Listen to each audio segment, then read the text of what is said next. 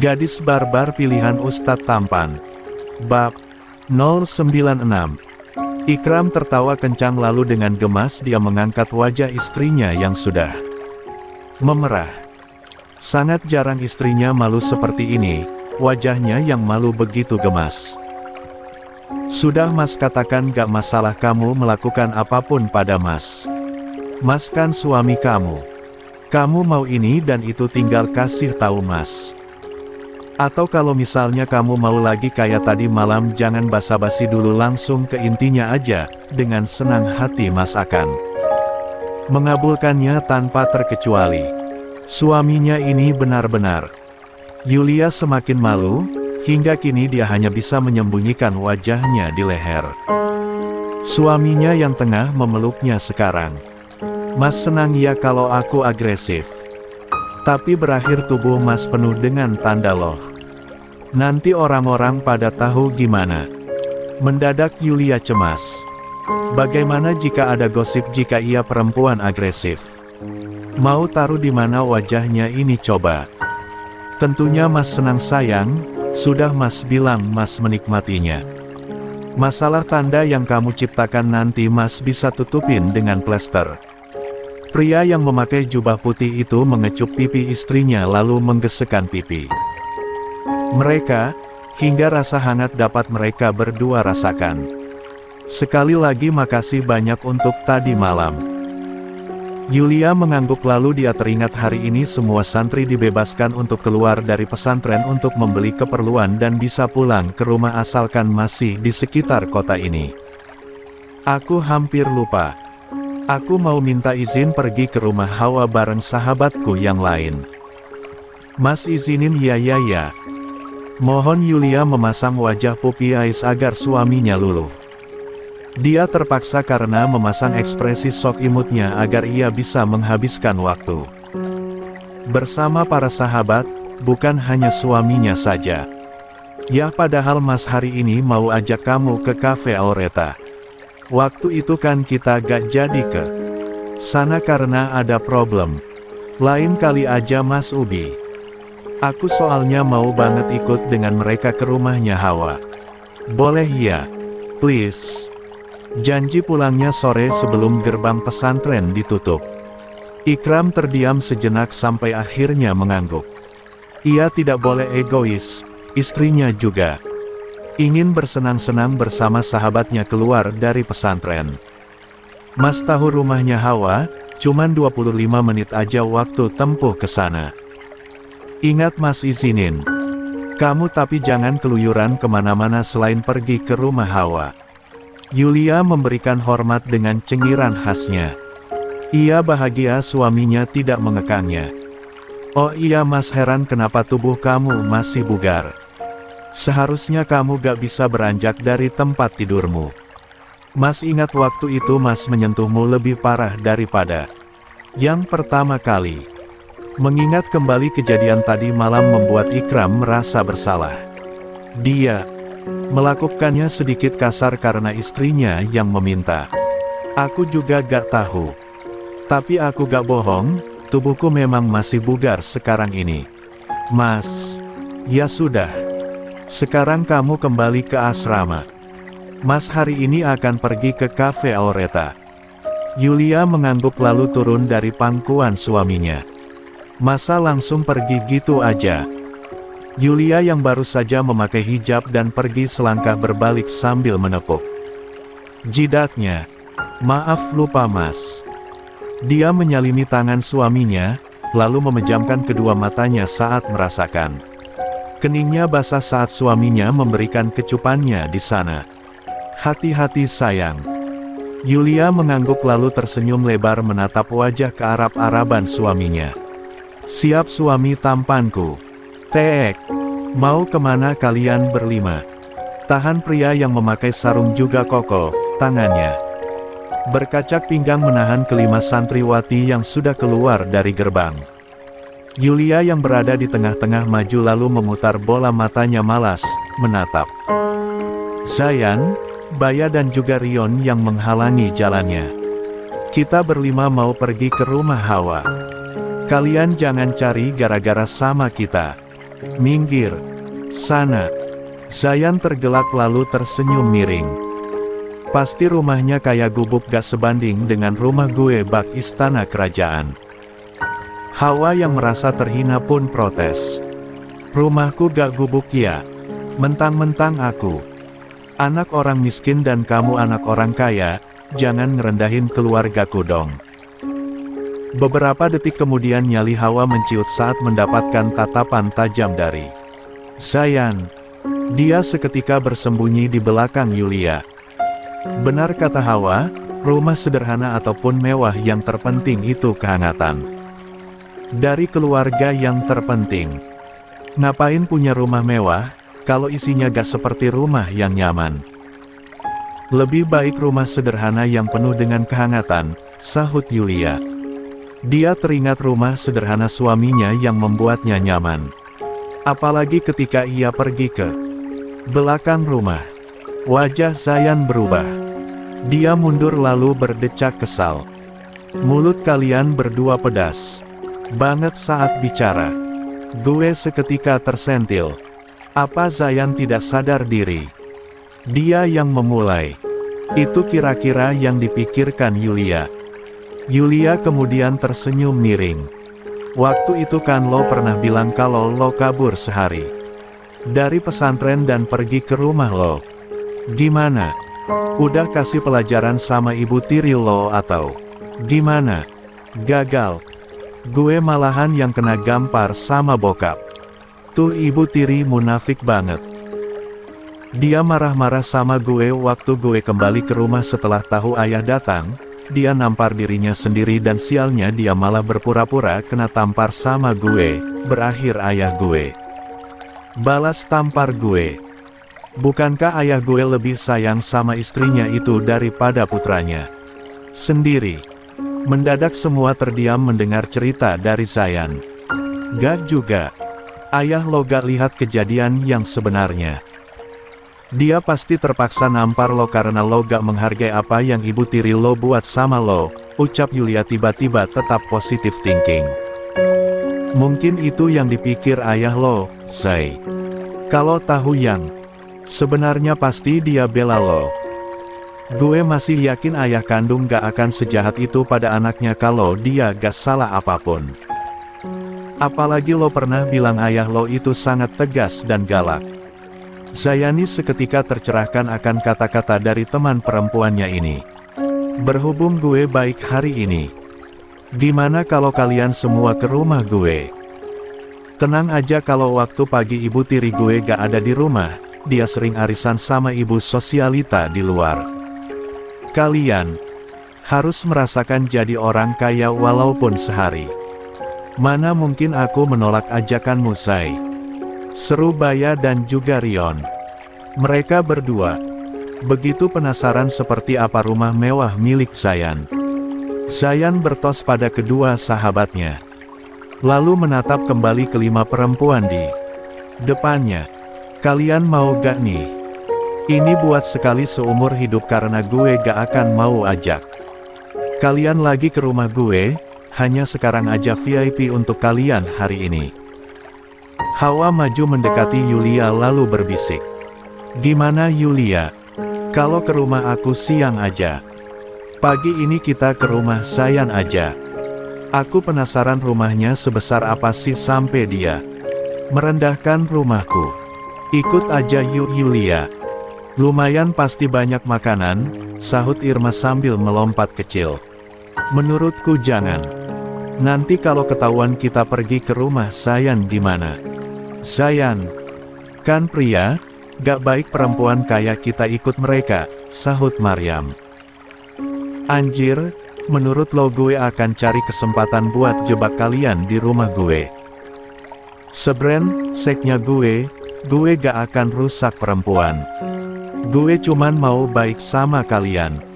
Kalian yang miskin ini harus merasakan nikmatnya jadi orang kaya walaupun cuman sekali. Itu aja, papar. Zayan sedikit tak suka akan perkataan Maryam. Maaf jika perkataanku menyakitimu, Zai, ringis Maryam merasa bersalah. Gimana? Jadi gak Gue gak maksa. Gue cuman berbaik hati aja kalian. Keempat sahabat Yulia malah menatap Yulia yang sejak tadi diam. Yulia masih dengan pikirannya. Dia teringat perkataan suaminya yang mengizinkannya untuk pergi ke rumah Hawa tapi tidak mengizinkannya pergi kemanapun selain ke rumah sahabatnya itu. Jika ia pergi ke rumah Zayan berarti ia mengingkari suaminya. Yulia, seru Hawa membuat lamunan perempuan yang membawa tas di tangan. Kirinya itu tersadar dari lamunannya. Ah iya, kita terserah kamu. Kamu mau pergi ke rumahnya Zai, kita akan ikut kalaupun enggak. Juga gak apa-apa, tutur Hawa. Kita ikut aja.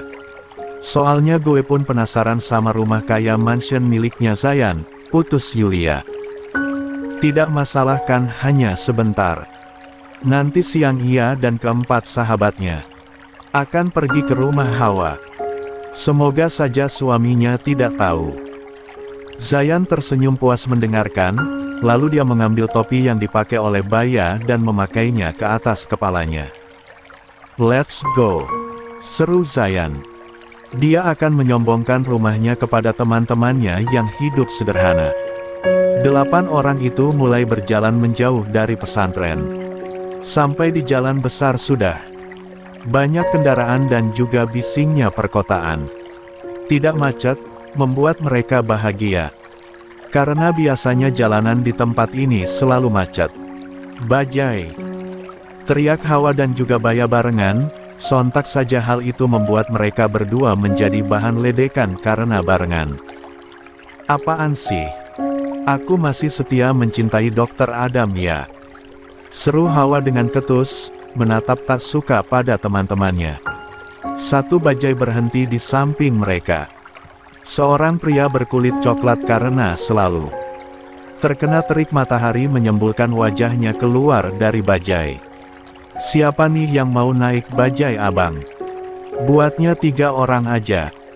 Tapi 4 orang bisalah naik, ucap supir bajai yang bernama Bang Sahrul. 5 orang muat gak nih bang?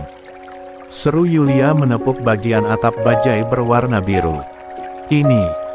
Suaranya yang begitu bising membuatnya harus meninggikan nada suaranya. Aduh maaf Neng gelis, paling muat 4 orang aja. Itu pun harus berdesak-desakan nanti di belakang. Yulia mengangguk saat melihat bagian belakang bajai tersebut. Tubuhnya kecil dari mereka tapi ia tidak mau berdesak-desakan. Kalian berempat masuk ke dalam sekarang. Terus kamu gimana? Tanya Hawa. Santai aja, nanti bakalan ada bajai yang lain. Maryam, Hawa, Gendis dan Irma masuk ke belakang bajai yang begitu sempit.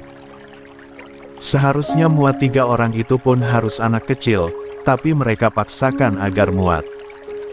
Mau bagaimana lagi, lebih baik berdesakan daripada harus bayar mahal. Tiba-tiba bajai yang tak kalah bising terdengar mendekat. Seorang dengan rambut keriting yang menyupir bajai miliknya menyembulkan kepalanya. Wah, tersisa 4 lagi nih. Ayo Amang ganteng anterin kalian. Baya dan Rion buru-buru masuk ke belakang bajai. Sedangkan Zayan dan Yulia masih berdiri di tempat mereka. Lo yang masuk aja Zai. Sekarang gue gak mau dekat-dekat dengan yang bukan mahram soalnya. Gak. Bajai yang ditumpangi Baya dan Rion gue yang bayar. Nanti ada bajai lagi kita harus tumpangi berdua. Yulia memutar bola matanya malas. Ora sudi gue. Kalau gitu mendingan lo yang jadi supir. Gue, Baya dan Rion yang jadi penumpang. Putus Zayan. Gue gak mau lo mencar sendirian. Ci perhatian banget lo Zai. Lo suka sama gue ya? Sindir Yulia belak-belakan. Gak. Lo bukan tipe gue, ujarnya santai. Yulia memang bukan tipenya. Ia hanya menganggap perempuan ini hanya teman, tidak lebih apalagi sadar dia sudah bersuami. Yulia tertawa lalu menepuk pundak Zayan. Dia begitu akrab dengan teman prianya ini. Gimana Mam bisa gak kalau bajai ini gue sewa? Yang nyupir teman perempuan gue nih. Tenang aja, dia bisa jadi supir. Dia ini mantan pembalap motor dan juga mobil. Aduh maaf, tapi ini bajai satu-satunya punya saya. Saya takut bajainya rusak nanti kalau dibawa sama kalian. Yeh, si Amang gak percayaan sama kita. Sahut Baya. Zai, kayaknya lo harus ngeluarin si merah. Zayan mengusap rambut belakangnya Sokul, lalu mengambil dompet di saku kokonya. 5 juta mau gak sewa bajai butut ini? Mendingan bajai saya yang kamu sewa. Seru supir bajai di depan, Bang Sahrul. Memangnya siapa yang mau menolak uang 5 juta untuk sewa bajai apalagi sehari? Mereka mengantarkan penumpang hanya bisa mendapatkan uang di bawah 1 juta. Tentu saja ini rezeki yang tidak boleh disia-siakan. Ini udah rezeki saya. Kamu jangan merebutnya. Teriak Mang Asep yang kini turun dari bajainya. Sok atuh Neng gelis bisa pakai bajai ini. Tapi kalau bajainya Neng rusakin harus perbaiki ya. Yulia mengangguk, walaupun sebenarnya dia tidak tahu cara mengendarai bajai. Terakhir kali 3 tahun lalu itu pun terpaksa menjadi supir dadakan karena ada ibu-ibu hamil yang harus segera dibawa ke rumah sakit, sedangkan supir yang asli tertekan karena terus tidak bisa mengebut. Santai aja lah Mang sama kita mah. Nanti siang kita bawa balik ke tempat ini. Nah ini uang 2 jutanya gue kasih untuk DP.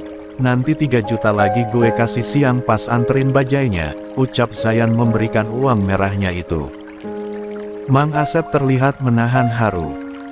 Akhirnya pagi ini dia bisa istirahat dengan uang yang sudah terkumpul 5 juta untuk hari ini.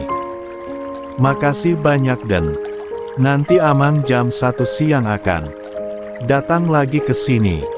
Sekarang Amang mau pergi ke rumah sakit untuk bayar administrasi. Soalnya akan nunggak bayar dan hari ini hari terakhir. Wajah Zayan seketika berubah. Istri Amang sakit. Sakit apa? Usus buntu. Udah dirawat 3 hari ini di rumah sakit, tapi Amang baru bayar setengahnya aja.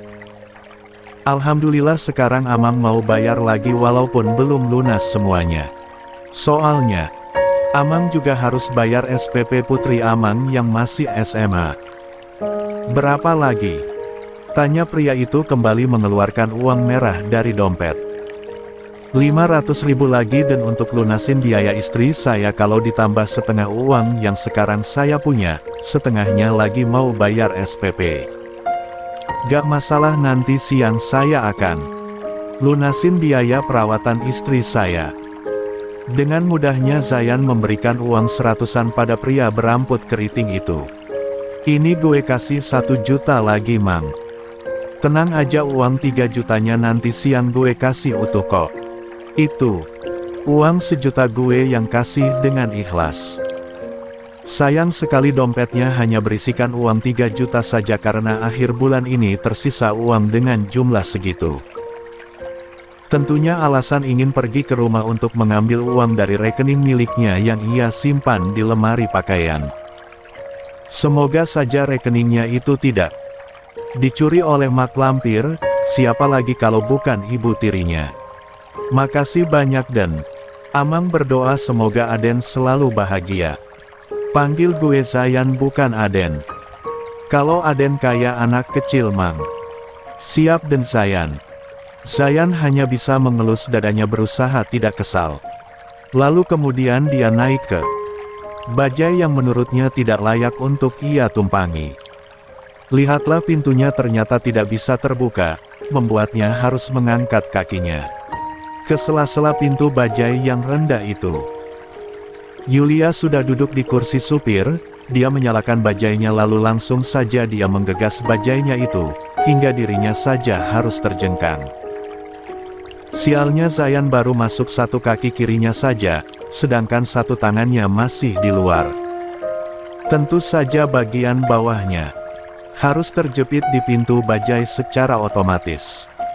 Rasa sakit perlahan hadir membuat Zayan meraung kesakitan. Jangan sampai junior yang begitu berharga baginya tidak bisa berdiri lagi. Baya dan Rion saja ngilu melihatnya. Anjeng lo Yulia, kira-kira dong. Gue belum masuk ke dalam. Kaki gue harus kejepit anjir. Sorry Zai, gue gak tahu cara ngeremnya ini. Panik Yulia kalang kabut. Kondisi yang di belakang. Baya dan Rion mulai berteriak histeris sedangkan Zayan berusaha untuk memasukkan satu kakinya lagi yang ternyata begitu sulit. Mau bagaimana lagi, nasib memiliki kaki panjang maka akan sulit masuk ke dalam bajai. Bahkan bajai dengan tinggi Zayan, tinggian Zayan daripada bajai sendiri. Tidak mau juniornya terus terhimpit, dia pada akhirnya mengeluarkan satu kakinya yang tadi keluar, sehingga hanya pantat juga bagian tubuh atasnya yang masuk, sedangkan kedua kakinya berada di luar bajai. Gas terus Yulia! Teriak Zayan yang kini begitu menikmati kepanikan sekitar. Dia suka cara ngebut teman perempuannya ini. Walaupun rasa perih pada bagian kakinya masih terasa ngilu. Sialan lo Zayan. Lo mah gila emang, gak takut koit. Gue gak mau mati konyol. Sekarang belok kanan kiri atau lurus nih? Kanan. Sahut Zayan, kini menyandarkan punggungnya pada paha Baya yang ada di sampingnya. Kanan itu di sebelah mana sialan? Teriak Yulia lagi. Saking paniknya dia lupa arah. Baya, Rion, dan Zayan menunjukkan ke arah warung sebelah kanan di mana ada belokan di depan mereka. Yulia seketika membantingkan setirnya ke sebelah kanan. Bajai tersebut berbelok dan hampir saja terbalik saking kuatnya Yulia berbelok hingga bajainya miring. Untung saja bisa berdiri kembali seperti semula walaupun kepala mereka berakhir pusing. Hah, gue gak mau lagi dibawa sama Yulia. Teriak Baya kini sudah muntah-muntah, begitu juga dengan Rion. Sontak saja hal itu membuat Zayan bangkit dari rebahan di paha Baya karena wajah tampan juga kokonya terkena muntahan. Sialan, wajah tampan gue kena muntahan lo Baya anjeng. Bol banget. Bangsat. Histeris Zayan. Ah bangke lo Baya. Bol banget. Sementara bajai di belakang yang sejak tadi mengikuti bajai yang dibawa Yulia begitu tenang. Bang Sahrul terus bercerita pengalaman unik ketika membawa penumpang pada keempat perempuan cantik yang menutupi aurat mereka dan hanya tangan serta wajah mereka yang terlihat. Sesekali mereka tertawa kencang, begitu menikmati perjalanannya.